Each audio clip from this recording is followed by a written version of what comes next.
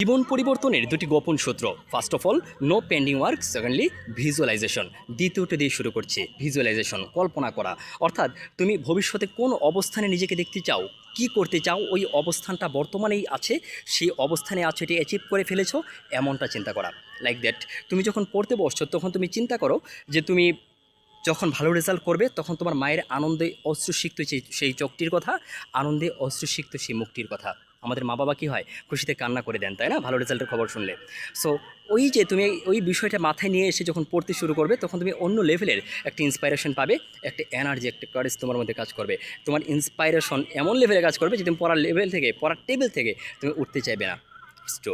Secondly, আমি যদি চিন্তা করি, হ্যাঁ যেটা বলছিলাম, তুমি ভালো গান করো, তুমি বাসায় প্র্যাকটিস করছো, তুমি চিন্তা করো যে লক্ষ লক্ষ দর্শকের সামনে, অডিয়েন্সের মাঝে তুমি গান পরিবেশন করছো, লোকজন তোমাকে করতালিতে উদ্ভাসিত করছে, তাহলে তুমি যে লেভেলের একটা ইন্সপাইরেশন পাবা তা তোমাকে ওই স্টেজে পৌঁছাতে অবভিয়াসলি সাহায্য করবে। তুমি ভালো শিক্ষক হতে চাও, তুমি চিন্তা করো যে শত শত শিক্ষার্থীদের মাঝে তুমি লেকচার দিয়ে যাচ্ছ, শিক্ষার্থীরা তোমাকে মুগ্ধ হয়ে শুনছে, তোমাতে মুগ্ধ হয়ে আছে, তখন তুমি যে লেভেলের ইন্সপাইরেশন পাবে তা তোমাকে ওই লেভেলের পারফর্ম করতে, ওই স্টেজে নিয়ে যেতে, ওই ক্লাসরুম পর্যন্ত পৌঁছে দিতে সহায়ক হবে।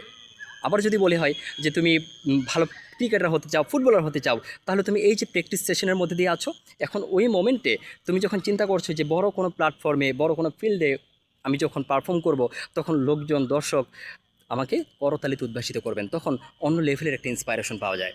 আর এটা তোমাকে ওই লেভেলে, ওই স্টেজে, ওই ফিল্ডে পৌঁছায় দিতে সহায়ক হিসেবে কাজ করবে। Secondly, no pending work. বলছিলাম দুটি গোপন সূত্র, প্রথমত visualization, secondly no pending work. No pending work means তুমি আজকের কাজ আজকেই সম্পূর্ণ করে ফেলবে। আমার অনেক স্টুডেন্ট আছে, অনেক স্টুডেন্টই আছো কি, যে এই অধ্যায়টা, এই পড়া, এটা তো পরীক্ষার আগে পড়ার এনাফ টাইম আছে টু, বাট পরীক্ষার আগে দেখবে প্রপারলি এটা কমপ্লিট করার মতো সুযোগ তুমি নাও পাইতে পারো। ইনফ্যাক্ট আমরা অনেক কাজ আছে, যেমন আমি নামাজের কথাই যদি বলি, অনেকে ভাবি যে না আজকে না, ঠিক আছে কালকে সকাল থেকে শুরু করব, বাট ওই কাজটা, ওই নামাজটা মোস্ট ইম্পর্টেন্টলি ভালোভাবে শুরু করাই হয়ে ওঠে না। এমন অনেক কাজ আছে যা সম্পূর্ণ না করেই আমাদের মৃত্যুর কোলে ঢলে পড়তে হয়। এজন্য সময়ের কাজ আমাদের সময় করতে হবে, সময়কে গুরুত্ব দিতে হবে। সো যে কেউ যদি এই দুইটি ইনফরমেশন, এই দুইটা ট্রিক্স বা এই দুইটি গোপন সূত্র, এই দুটি পরামর্শ মেনে চলে, তাহলে তার লাইফে চলার পথটা অনেক স্মুথ হয়ে যাবে। সহজ কথা, এই যে কিছু কিছু গুড হ্যাবিট, কিছু কিছু চেঞ্জ যদি আমি নিজের মধ্যে নিয়ে আসতে পারি, তাহলে আজ থেকে 5 বছর লাগবে না, আজ থেকে 6 মাস পরে দেখবে যে তোমার লাইফে একটা পজিটিভ চেঞ্জ চলে আসছে। আজকে এই পর্যন্তই, আল্লাহ হাফেজ।